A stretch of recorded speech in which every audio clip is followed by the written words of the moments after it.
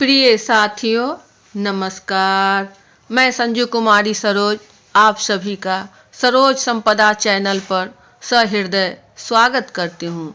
जैसा कि आपको YouTube के थंबनेल से ज्ञात है कि आज हम सभी सक्षमता परीक्षा एवं BPSC TRE 3 स्पेशल के संदर्भ में सामाजिक विज्ञान से रिलेटेड PYQ जो आपको 21 दिसंबर 2011 की BETET बिहार प्रारंभिक शिक्षक पात्रता परीक्षा में पूछा गया है, यह प्रैक्टिस सेट के रूप में आपको होगा जो पार्ट 14 होगा। मैं पिछले 20 वर्षों से बिहार सरकार के शिक्षा विभाग में कार्यरत हूँ। कार्य का दायित्व अब तक ऑफलाइन में ही रहा है, परंतु मेरी कोशिश रहेगी कि ऑनलाइन भी कुछ जानकारी अपने नए एवं पुराने साथियों से साझा करती रहूं। तो ज़्यादा देर ना करते हुए सेशन शुरू किया जाए। यह प्रश्न आपको PYQ प्रीवियस ईयर क्वेश्चन के रूप में है। इससे यह स्पष्ट होता है कि परीक्षोपयोगी किस प्रकार के प्रश्न होंगे और इसका उत्तर किस तरह से दिया जाना चाहिए। कुछ संदर्भ, कुछ टेक्निक, कुछ क्लू PYQ करने से समझ में आ जाता है, जो कि हमें समय की बचत होती है और समझदारी पूर्वक बनी रहती है। तो प्रश्न 1, चीन और भारत के मध्य की रेखा का नाम है। A. Durand Rekha, B. McMahon Rekha, C. Red Cliff Rekha, D. इनमें से कोई नहीं। आपको सही विकल्प का चयन करना है A, B, C और D से। तो यह प्रश्न आपको प्रीवियस ईयर में पूछा गया है। इसी प्रकार के प्रश्न आपको प्रश्न में पूछा जाएगा, इसलिए इन सब प्रश्नों को एक हाशिया बनाकर के ही समझा जाए। तो इसका सही उत्तर क्या होगा? चीन और भारत के मध्य की रेखा का नाम क्या है? तो इसका सही ऑप्शन है आपको मैकमोहन रेखा, जो आपको ऑप्शन बी की ओर जाता है। ये रहा आपका सही उत्तर। अगला प्रश्न, प्रगतिशील शिक्षा पद्धति होती है। A. अध्यापक केंद्रित, B. पाठ्यक्रम केंद्रित, C. पुस्तक केंद्रित, D. बाल केंद्रित। ABCD से आपको सही कथन का सही ऑप्शन का चयन करना है। तो प्रगतिशील शिक्षा केंद्रित, जिसमें प्रगति हो, शिक्षा पद्धति, तो यह आपको होगा पाठ्यक्रम केंद्रित।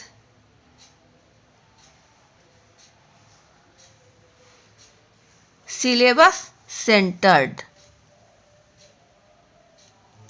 यह है आपका बाल केंद्रित नहीं, पुस्तक केंद्रित नहीं और अध्यापक केंद्रित नहीं।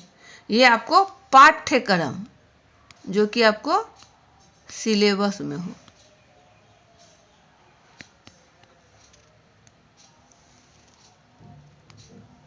ये रहा सही उत्तर। अगला प्रश्न, भारतीय संविधान का कौन सा अनुच्छेद प्रारंभिक शिक्षा को प्रत्येक बच्चे का मौलिक अधिकार बताता है? A. अनुच्छेद 20A, B. अनुच्छेद 21A, C. अनुच्छेद 45 और D है आपको अनुच्छेद 45A। सही विकल्प A, B, C और D से चयन करना है। बच्चे का मौलिक अधिकार किस अनुच्छेद में है? तो इसका सही उत्तर आपको है अनुच्छेद 45, आर्टिकल 45, ऑप्शन सी की ओर। यह इम्पोर्टेंट है, यह प्रायः आपको परीक्षा में पूछा जाता है, इस पर ध्यान रखेंगे। अगला प्रश्न, ये रहा आपका सही उत्तर। शिक्षा को संविधान के किस संशोधन द्वारा समवर्ती सूची में डाला गया? ए 15वें संविधान संशोधन द्वारा, बी 21वें संविधान संशोधन द्वारा, सी 42वें संविधान संशोधन द्वारा, डी 45वें संविधान संशोधन द्वारा। ए बी सी डी से सही विकल्प आपको चयन करना है।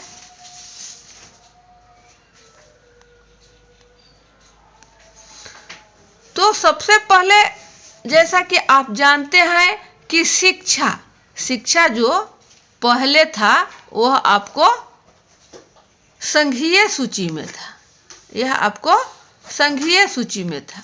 लेकिन जब संविधान संशोधन किया गया तो इसे समवर्ती सूची में डाला गया, कंक्रीट लिस्ट में इसको डाला गया।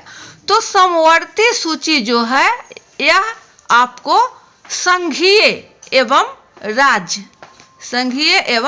राज्य सूची दोनों के लिए ये आपको है।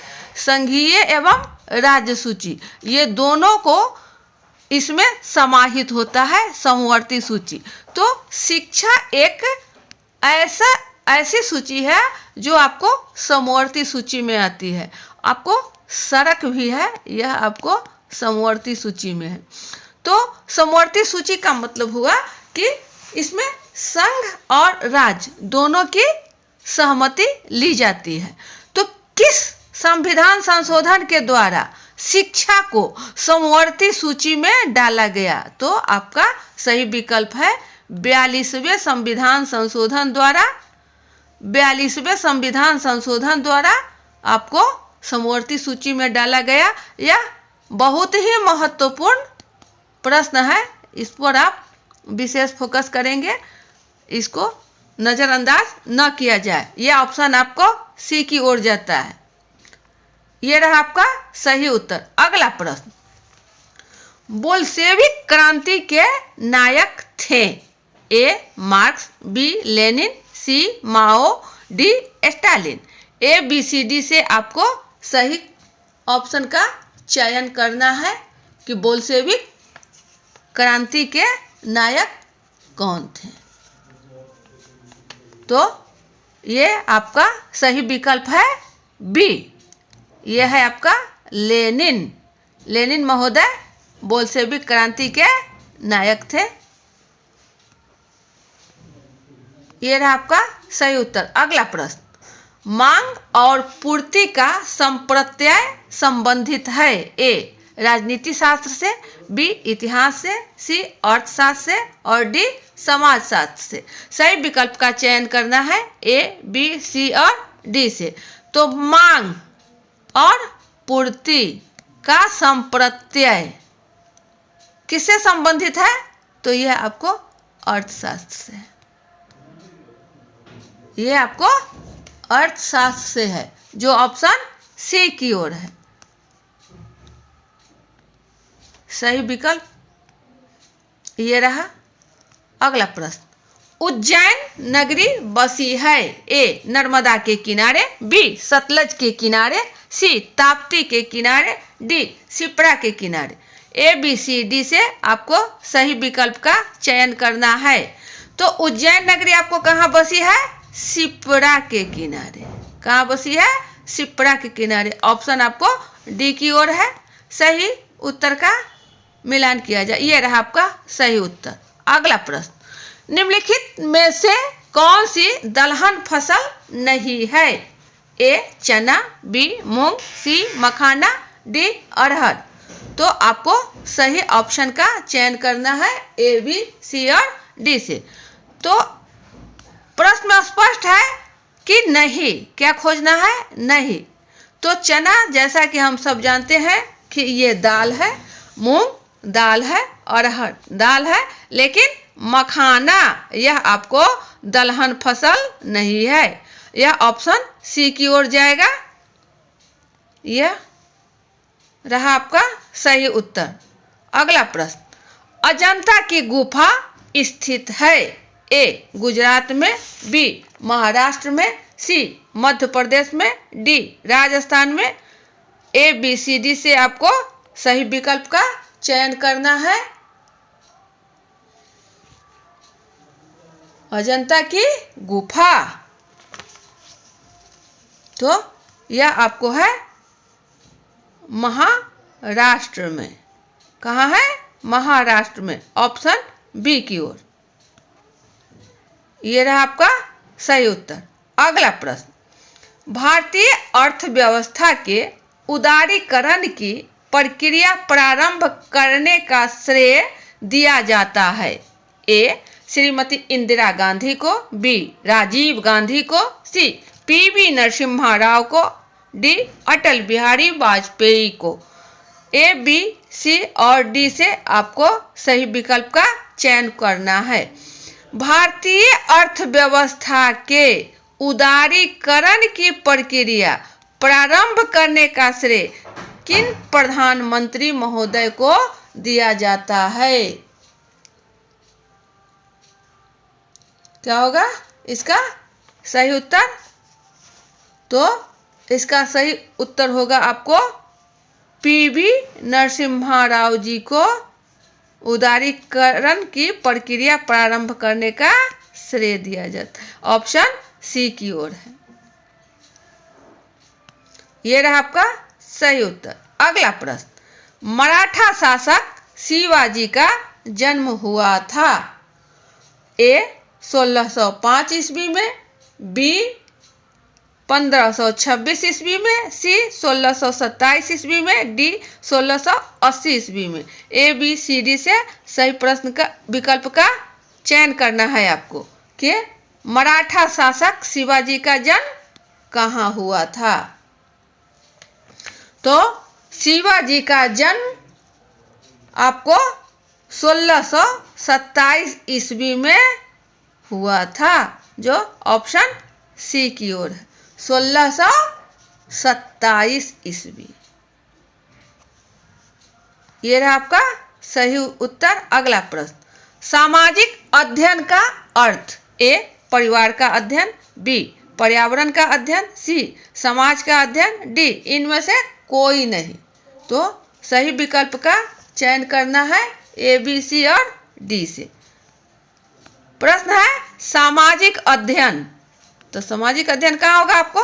समाज का अध्ययन। सामाजिक अध्ययन कहाँ होगा? समाज का अध्ययन। ये आपको सी की ओर है, समाज का अध्ययन। ये रहा हमारा सही उत्तर। अगला प्रश्न, सामाजिक विज्ञान। सामाजिक विज्ञान का अर्थ।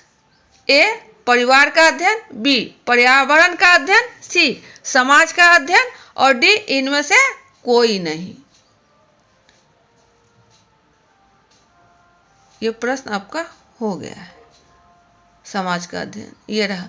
सामाजिक विज्ञान का अध्यापक निर्माण है। ए राष्ट्र का, बी परिवार का, सी राजनेताओं का, डी अर्थव्यवस्था का। आपको सही विकल्प का चयन करना है ए, बी, सी और डी से। सामाजिक विज्ञान का अध्यापक निर्माण मतलब सोशल साइंस। तो ऑप्शन इसका सही होगा आपका परिवार का, ऑप्शन बी। ऑप्शन बी है आपका सही उत्तर। अध्यापक निर्माण है, ये रहा आपका सही उत्तर। अगला प्रश्न, समाज की प्रयोगशाला माना जाता है। ए अर्थशास्त्र को, बी भूगोल को, सी इतिहास को, डी साहित्य को। ए, बी, सी और डी से सही विकल्प का चयन करना है। समाज की प्रयोगशाला माना जाता है, क्या होगा सही उत्तर? तो यह जो है समाज की प्रयोगशाला आपका इतिहास को होगा। समाज की प्रयोगशाला इतिहास को माना जाता है। यह रहा आपका सही उत्तर। अगला प्रश्न, अध्यापक को कक्षा शिक्षण का प्रारंभ करना चाहिए। ए छात्रों का हालचाल पूछकर, बी पूर्व ज्ञान से संबंधित प्रश्न पूछकर, सी नए पाठ की घोषणा कर, डी नए पाठ को विषय वस्तु से प्रश्न पूछकर। सही विकल्प ए, बी, सी और डी से चयन करना है। तो अध्यापक को कक्षा शिक्षण यानी क्लास टीचिंग जो है उसका स्टार्ट कहाँ से करना चाहिए टीचर को? तो बच्चे के पूर्व ज्ञान कि वो क्या जानते हैं पहले से, उसी के संदर्भ में हम अगला ज्ञान को जोड़ेंगे। तो पूर्व ज्ञान से जो संबंधित प्रश्न है उसको पूछकर कि बच्चा कुछ बोलना शुरू करे, आसानी से शुरुआती दौर हो जाए, ये ऑप्शन आपको बी की ओर जाएगा। ये रहा हमारा सही उत्तर। अगला प्रश्न, सामाजिक विज्ञान के अध्यापन में ग्लोब का उपयोग आवश्यक है। ए दिन रात का प्रत्यय समझाने के लिए, बी पृथ्वी का आकार बताने के लिए, सी स्थल जल का अनुपात बताने हेतु और डी है इनमें से सभी। तो सही विकल्प का चयन करना है कि सामाजिक विज्ञान में जो शिक्षण कार्य है उसमें ग्लोब का उपयोग, किसका उपयोग? तो ग्लोब का उपयोग, यह किस संदर्भ में है? इसका सही उत्तर क्या होगा? यह होगा दिन रात का प्रत्यय समझाने के लिए, पृथ्वी का आकार बताने के लिए, स्थल जल का अनुपात बताने हेतु। इस प्रकार ये तीनों विकल्प सही है, किंतु ऑप्शन डी में आपको इनमें से सभी समाहित है, जो विकल्प आपको डी की ओर जाता है। ये रहा आपका सही उत्तर। अगला प्रश्न, निम्नलिखित में से कौन सा सही युग्म नहीं है? ए बॉक्साइट एल्युमिनियम, बी अभ्रक विद्युत, सी कोयला पेयजल, डी बलुआ पत्थर भवन निर्माण। ए, बी, सी और डी से आपको सही विकल्प का चयन करना है कि सही उत्तर क्या होगा। तो कोयला में पेयजल युग्म नहीं हो रहा है, ये विकल्प आपको गलत है। तो सवाल था हमारा नहीं है, तो नहीं खोजना है, तो यही नहीं। ये एल्युमिनियम में बॉक्साइट है, अभ्रक विद्युत है, बलुआ पत्थर से भवन का निर्माण है। ये तीनों आपका सही है, बट सी ऑप्शन नहीं है, तो हमारा सही उत्तर सी। चलिए ये है आपका अगला प्रश्न, निम्नलिखित में से कौन सा वर्षण का रूप नहीं है? ए वर्षा, बी ओस, सी हिमपात, डी आंधी। तो सही उत्तर का चयन करना है आपको ए, बी, सी, डी से। ये ओस है आपको, ये वर्षा है, हिमपात है, तो सही उत्तर क्या होगा? ये आंधी है, ए, बी, सी, डी से।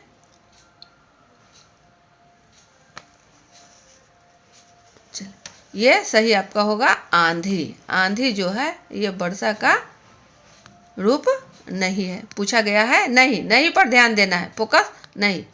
ऑप्शन डी की ओर है। ये रहा हमारा सही उत्तर। अगला प्रश्न, पृथ्वी पर सबसे अधिक जल पाया जाता है? ए नदियों में, बी एंटार्कटिका में, सी महासागर में, डी झीलों में। सही विकल्प आपको चयन करना है ए, बी, सी और डी से। तो इसका सही उत्तर होगा महासागर में। कहाँ होगा सबसे अधिक जल? महासागर में, ऑप्शन सी की ओर। ये रहा आपका सही उत्तर। अगला प्रश्न, निम्न में से कौन सी भारतीय संविधान की विशेषता है? ए यह सबसे विशाल है, बी इसमें अनेक देशों के संविधान से प्रावधानों को लिया गया है, सी यह लचीला है, डी इनमें से सभी। ए, बी, सी और डी से आपको सही विकल्प का चयन करना है कि इसमें कौन सा सही होगा। तो आप देख रहे हैं कि यह जो हमारा भारतीय संविधान है बहुत बड़ा है। इनमें अनेक देशों के संविधान के प्रावधानों को लिया गया है। यह भी कथन आपका सही है। यह लचीला है, यह फ्लेक्सिबल है, इसमें जोड़ा जाता है, इसमें संशोधन किया जाता है, तो यह लचीला है। इस प्रकार हमारा ए कथन सही है, बी कथन सही है, सी कथन सही है, जो ऑप्शन डी में समाहित है, इनमें से सभी। ये रहा हमारा सही उत्तर। अगला प्रश्न, भारतीय सेवा के तीनों अंगों का प्रमुख होता है। ए राष्ट्रपति, बी उपराष्ट्रपति, सी प्रधानमंत्री और डी रक्षा मंत्री। ए, बी, सी और डी से आपको सही विकल्प का चयन करना है। तो सेना के, भारतीय सेना क्या होना चाहिए था यहाँ? भारतीय सेना, यह सेना। तो भारतीय सेना के तीनों अंग, एक नहीं दो नहीं, ये आपको पूरी तीनों, इसके प्रमुख हेड, मुखिया कौन होते हैं? राष्ट्रपति महोदय। याद रखेंगे, बहुत इंपॉर्टेंट है ये, आपको ऑप्शन ए की ओर है। ये भारतीय सेना के तीनों अंगों का प्रमुख राष्ट्रपति होते हैं। ये रहा सही उत्तर। अगला प्रश्न, भारत का एकमात्र क्रियाशील ज्वालामुखी है। ए मेघालय में, बी द्वीप में, सी अंडमान निकोबार द्वीप समूह में और डी है आपको गोवा में। ए, बी, सी और डी से आपको सही कथन का, सही ऑप्शन का चयन करना है।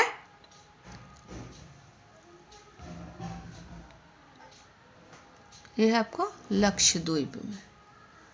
ए, बी, सी, डी से आपको सही कथन करना है कि एकमात्र क्रियाशील ज्वालामुखी कहाँ पर है।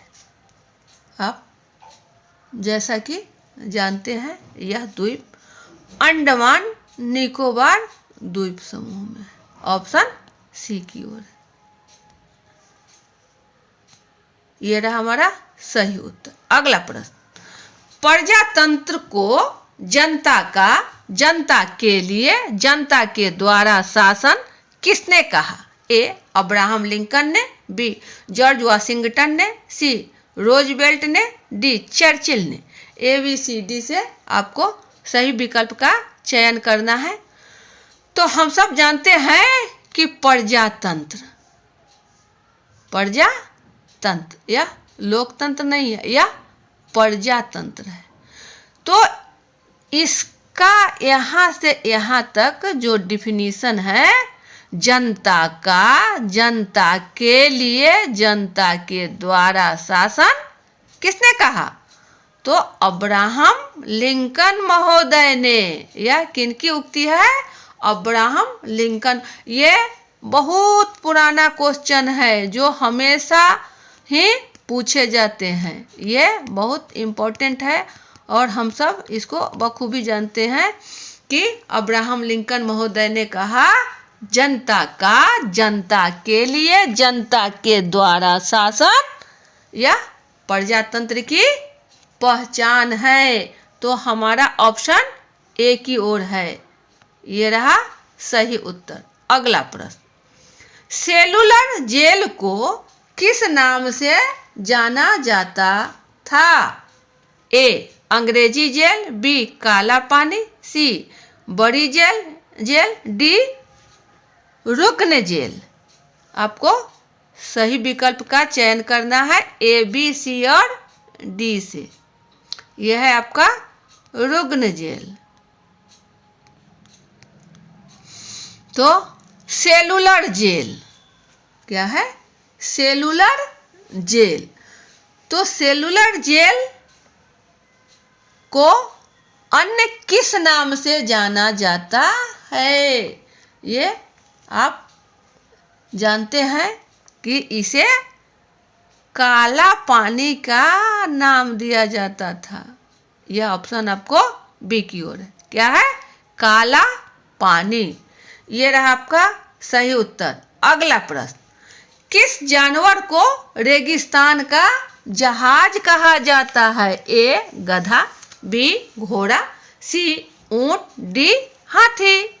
आपको सही विकल्प चयन करना है ए, बी, सी और डी से।